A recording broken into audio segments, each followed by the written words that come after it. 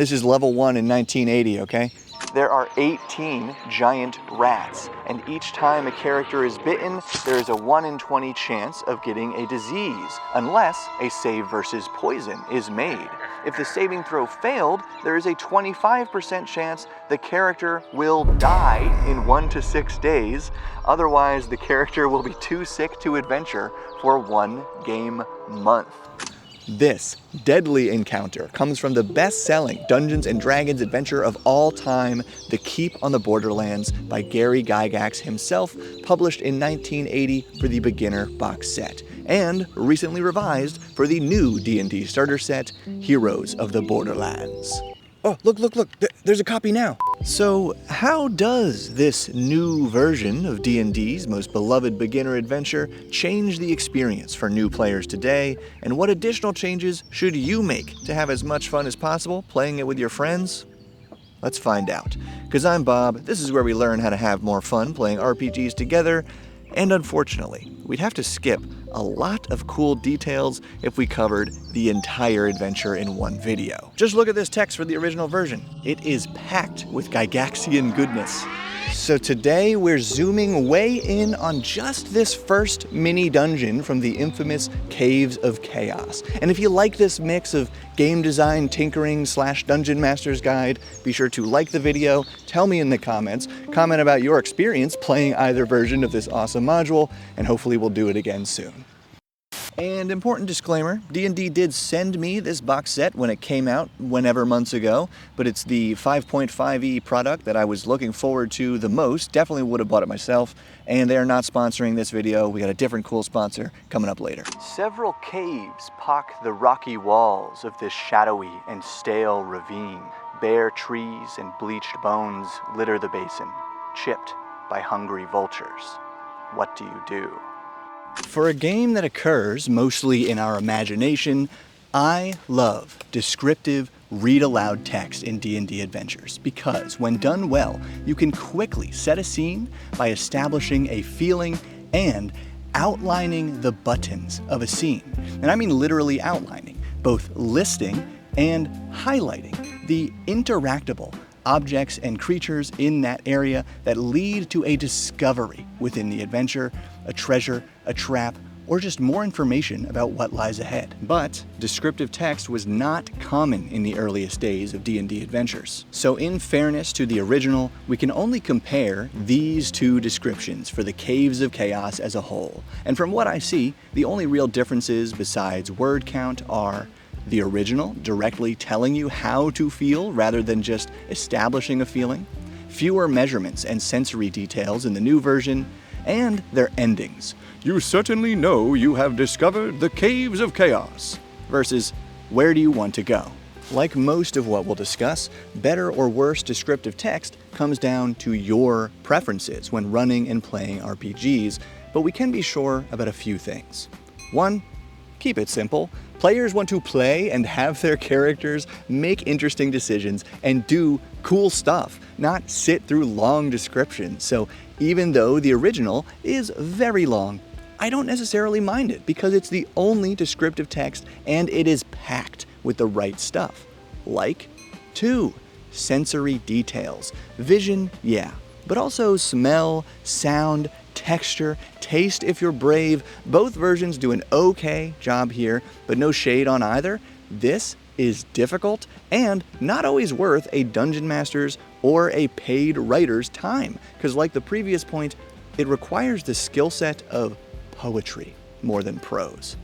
And 3, outline those buttons. Steep walls to climb, many caves to explore, and bones to investigate if you dare disturb the hungry vultures. To an extremely utilitarian DM, those are the only details that matter here because they're the only objects and creatures that lead to something else in the adventure. And since my least popular video ever is about making stat blocks too concise, I think it's fair to say I lean toward being a utilitarian DM. Therefore, I think the new version does a better job by not obscuring the interactables with so much other text, but I still cut it down to that version I read a minute ago. Here it is on screen again if you want to copy it. But you can also download my one-page revision of this whole mini dungeon from the link below, where you'll also find a link to the Dungeon Jam playlist, where dozens of other RPG tubers are making fun dungeons ready to play for you. And there's a link to today's awesome sponsor. Wondrous and Dangerous Consortiums and the Zendria World and Lore Guide are an epic bundle of Game Master tools for running and building sandbox fantasy settings driven by memorable factions and your players. But what makes this campaign special? It's system neutral. 5e, Pathfinder, OSR, you name it. It's already written. No AI, printed in the US, delivering in less than a year, and it's veteran owned. In fact, you've probably seen his handle, Agile Monk, in the comments. This guy is a mega supporter, having backed hundreds of RPG campaigns, playing D&D since the 70s. He knows his stuff. So the Consortium's book is 200 pages defining 7 types, from cults to craftsmen, detailing the tools to build your own, with a strategy point system that ensures a player-driven world and offering thorough examples of each type with connections to the Zendria book, with 20 deities overseeing 3 continents and 30 cities that are fully mapped. This is the kind of setting that leaves no stone unturned, and it launches only a couple hours after this video goes live, so check it all out through the link below. And we should get a cool nature break here for witch hazel. Not only does this native shrub have a cool name ripe for your fantasy setting, it is still used and even sold in stores as a remedy for some skin problems and other things that I can't remember off the top of my head, but here they are on screen. And even this ailment, these little spikes, like tiny horns growing up out of the leaves, just makes it kind of perfect for a fantasy world. Fun fact on screen about this as well, because I don't remember it off the top of my head. In the splintered shade of a dead tree, a small muddy tunnel pierces the chasm wall. Barks and hisses echo from the darkness. What do you do? Surprisingly, this entrance to Cave A, the Kobold lair, is quite different between our 2 versions. So I wrote that description too, hoping to reconcile them. Remember, the original has no descriptive text for each cave, but the map and the opening encounter provide some detail. Quote, there is a 2 in 6 chance that as the group enters the cave-like tunnel, 8 kobolds will come out from hiding in the trees above and attack. Little lizard guys springing from the trees? That's exciting. And it lines up with the encounters as traps game design that I complained about for a while in my last video about the new box set, where I ultimately learned that according to D&D's recent playtest data for this box set, having a bad thing randomly happen to you without any hint from the DM is preferred by new players.